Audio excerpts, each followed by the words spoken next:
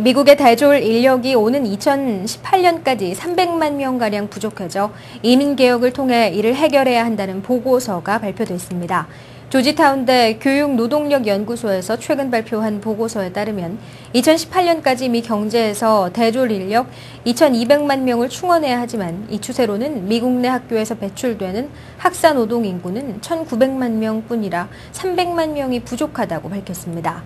보고서는 또 지난 30년간 대졸 인력 수요에 비해 공급이 부족해 미 경제가 잠재력을 충분히 발휘하지 못하고 빈부격차가 심화됐다고 분석했습니다. 이 같은 내용은 연방상원 법사위원회 산하 이민소위원회 공청회에서도 거론됐는데 미국이 앞으로 겪을 고급 인력난과 경제력 약화 등에 대비해 취업 이민을 확대할 필요성이 절실하며 이를 위해서는 이민 개혁안이 통과돼야 한다고 관계자들은 제의했습니다. 일리노이주에서 불법 체류 이민자 자녀들도 대학 학자금을 지원받을 수 있는 법이 제정됐습니다. 최근 미국의 여러 주에서 반이민법이 속속 제정되고 있는데 일리노이주의 이 같은 법 제정은 매우 획기적인 것으로 평가되고 있습니다.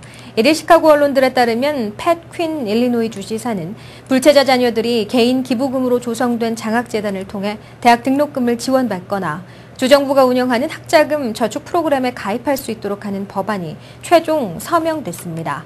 이 법은 10년째 연방의회에 계류 중인 불체자 자녀 구제 법안 드림 액트를 따라 일리노이 드림 액트로 명명됐습니다.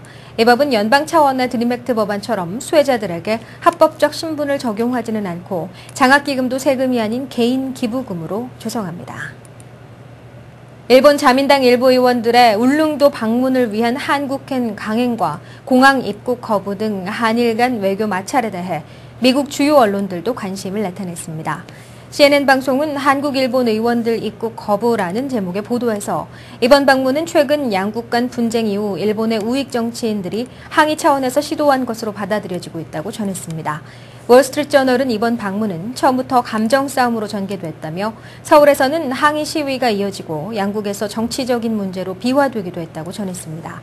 또 뉴욕타임즈는 미국 입장에서는 북한과 중국의 군사력 확대를 저지하기 위해 한일 양국의 공고한 관계가 필요한 상황이나 최근 양국 간 분쟁으로 아시아 양대 동맹국의 관계가 손상되고 있다고 보도했습니다. 미 남부 지역에서 지난달 최악의 가뭄이 이어지면서 곡물 피해와 물 부족이 심각한 상황입니다. 12년 전 네브래스카 대학의 국립가뭄 완화센터가 기록 측정을 시작한 이래 올 7월에 미국 전체의 18%에 달하는 지역에서 5단계 등급 중 가장 높은 수준의 유례없는 가뭄이 계속되고 있습니다.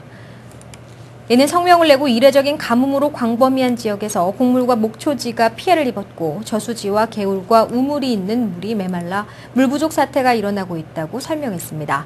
정부가 발간하는 주간 가뭄 보고서에 따르면 상황이 더 심각해지면서 지난주 36%보다 증가한 미국의 41%에 달하는 지역이 비정상적인 건조 상태와 가뭄을 겪는 것으로 나타났습니다.